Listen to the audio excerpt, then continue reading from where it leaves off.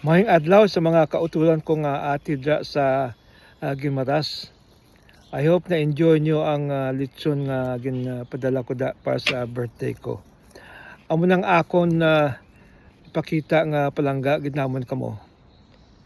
Biski malayo kamo sa amon, pirmila ako panumdum sa inyo kung anong ginahimo ninyo dira. So just to let you know nga palangga namon kamo, palangga agid namon kamo.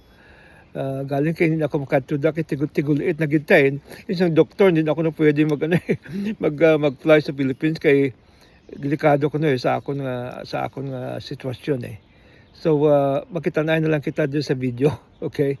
So anyway, plangga namin kamo. I'm glad nag-enjoy kamo sa lechon nga na. Gusto ko lang i-remind sa inyo nga kung tani, instead nga pirmi lang kamo ga-receive, no?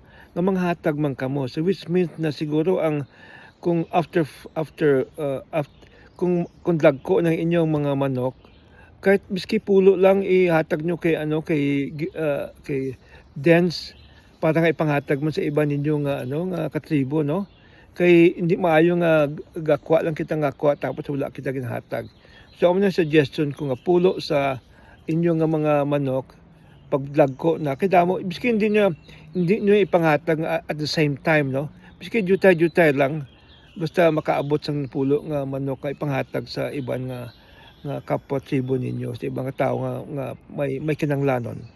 Kaya mo nang gusto sang Ginoo kay tungoy ay nang blessing nga halin na sa Ginoo, hindi maayo nga taguon lang naton wala kita kapanghatag, no. So I would like to encourage you na ipanghatag nyo ang pulo nga dagko ng chicken para sa mga katribo ninyo.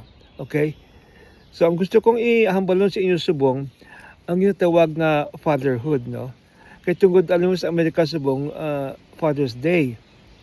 Tanan ng mga father nang ga-celebrate. So gusto ko lang ihambal sa inyo kung anong ginsiling sa Bible na kung paano kita maging maayo nga tatay sa aton sa mga anak naton. Number 1, nakalagay sa Deuteronomy 6:6-7, no. Ipadala ko na sa inyo. Sa English pero i-translate ko lang sa Ilonggo, no. Make every moment a teaching moment. In other words, kada basta may chance kamo, magtudlo kamo kung galakat kamo, kung gaano. Naari di sa Deuteronomy ari di. And these words I command you today shall be on your heart. Ato sa imong Ginoo, sa imong tagapisoon ang tudlo ko sa inyo.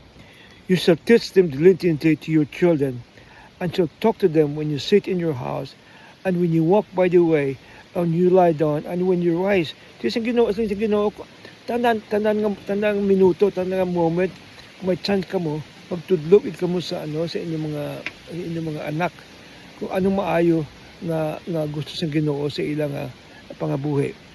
Secondly, make your life consistent in times of right and wrong.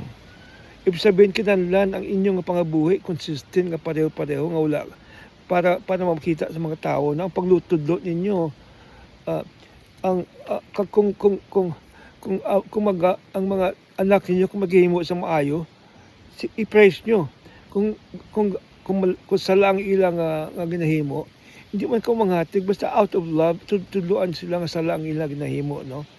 So ari di sa Hosea 11:1-3, amo ning Ginoo gasaling. When Israel was a child, I loved him, and out of Egypt I called my son. The more they were called, the more they were away. Yet it was I who taught Ephraim to walk. I took them up by their arms, but they did not know that I healed them. So yung Ginoo, ang Israelite gani, kisa wala kapati, pero palangga manamon gyapon sila, ginheal ko sila.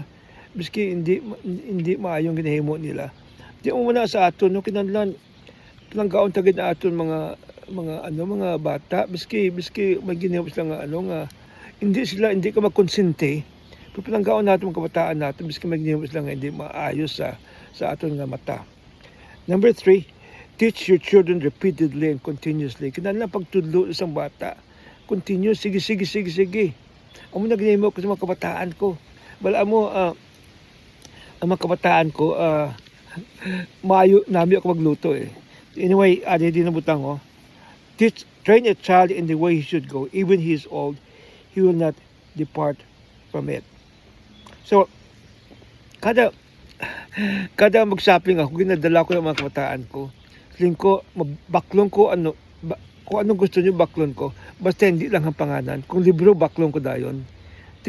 Kung libro, ginabakal ko dayon. Ang tanong ko kabata, gabasa lang filmi. Tapos isa pa, akong galuto sa amon nga balay, kaya ang gusto ko lutuan, Pilipino, kaya ang asawa ko, Amerikano eh. Ang iyang ginaluto, mga cakes, mga ano. Ako yung gusto ko Pilipino. Luto. Ako galuto sa bahay. Kung namin, enjoy mo ako sa magluto eh. So nakita sa mga bata ko, nga ako ang galuto sa bahay. Balutanan sila, tatlugod sila, good cooks. Ang isa kong bata nga lalaki, siya ang nagaluto sa balay nila. Ang asawa galuto sa cake, pero siya galuto iya sa mga ilang mga kinakaon kada adlaw. Si Chris naman ang oldest ko, tungod ng asawa niya, maayo magluto. Ang asawa niya lang luto, pero maayo niya sa magluto. Si Carissa, namin magluto si Carissa. Ako nga youngest, maayo magluto. Namit sa magluto. Basta duwa kami luto sa bahay, galuto sa bahay. Kung magluto siya, galaway ako, kadami yung sa luto niya eh. Tungod nga nakita nilang nagaluto ako, pina-follow nila, no? So, tapos sa kinahanglan continuous eh. Tapos number 4, correct wrongdoings with love and compassion instead of anger. Kung magtudlo ka mo, hindi nga gapangakig ka mo. Ada do sa Ephesians 6:4, fathers, do not provoke your children to anger, but bring them up in discipline, instruction of the Lord. Hindi naman kinahanglan nga masasakiton na nato na ato mga kabataan ko nga mga gapangakig kita eh. Nami pwede man sa tudluan nga out of love, hindi nga gapanghakig kita kay walaan mo pag dako nila ang muna na dumduman nila ang pagkapintas ninyo, dumduman na nila. Pero pang kapalanggaan sila, pwede naman magtudlo kapalangga eh. Hindi naman kinahanglan nga pintas ka eh, para makatudlo, no? Tapos lastly, be humble enough to apologize when you're wrong. Kung kasala man kita mga tatay, no? Galing kay ka-proud sa atong kaayo, hindi natin gusto ipakita kasala kita. Kinahanglan pakita ginaton nga sala kita. Kung may ginahimo kita nga sala.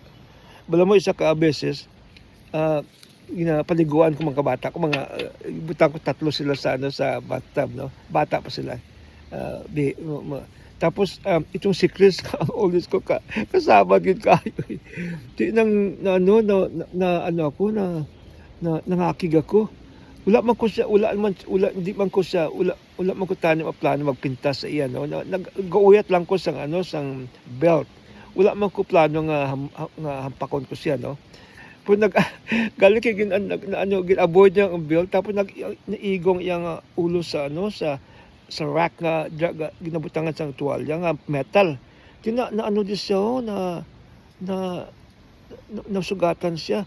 Dala na mo sa ospital mo, gagaabid ko nga gihimo ko na, no. Abala mo sa ospital siya, ang sliya sa wife ko, sa nanay ko, ma'am, buli kita kasi siguro si tatay nagagaab dito nga ginhimo niya ni, hindi man siya pintas sa akon, galing kay dokalain siguro yung pamatyag niya, puli ta pagkatapos ni. Alam mo na puli siya, the next day sadya kami dayo nga duwa. Kay nag-apologize ako eh. Nga sala ginhimo ko, nga nag-aab ko yung sobrang gaab ko eh. Nakita niya nga nagagaab ako. So, ang palanggaan na sa Subong tigulang na mga 40 years old na siya. Pero palanggaan na magapon kami, si Carlan, 32, palanggaan na yung magapon. Si Carissa, 37 na, pero kasi girlfriend ko gani eh. Kay sobrang palanggaan mo namin nga So those are the things I'd like to share with you, no. To be humble. Therefore confess your sins to one another and pray for one another that you may be healed. The prayer of a righteous man has great power as it is working. So kung gusto kay humble sa inyo nga kinahanglan maayo kita kay balaan mo ang tatay example na sa mga kabataan eh. Ang pangabuhi naton makita agad sa mga kabataan ginasunod nila, kung di maayong pangabuhi naton sundon na nila. So, nang encourage ko sa inyo, no, nga palanggaon yung mga bata nyo. kung tatay ka mo kinahanglan good example ka mo sa inyong mga kabataan. Thank you and God bless you. Lechon naman next year ha, pag birthday ko, okay?